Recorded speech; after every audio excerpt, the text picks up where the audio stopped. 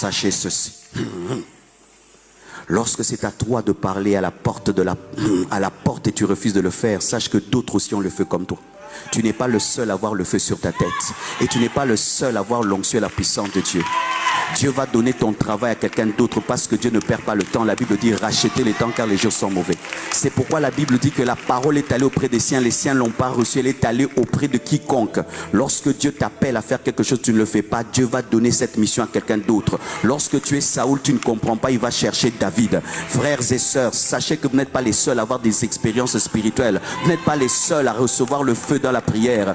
L'autre aussi, quand il prie, reçoit le feu. Alors ne te glorifie pas du feu. Tu dois prouver par les 3000 personnes, parce que ce feu, c'est un investissement divin.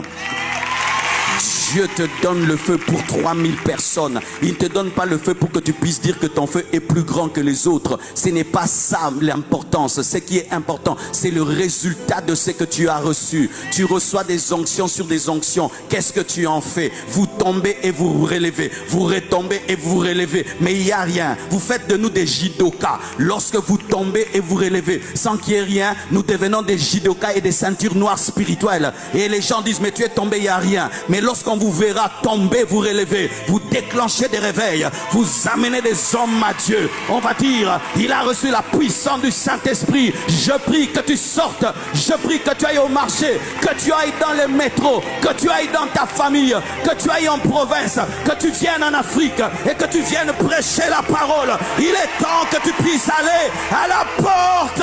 La porte t'attend. Nous recevons le feu dans la chambre pour sortir. Nous recevons le feu dans la chambre pour embraser. Nous recevons le feu dans la chambre pour conquérir.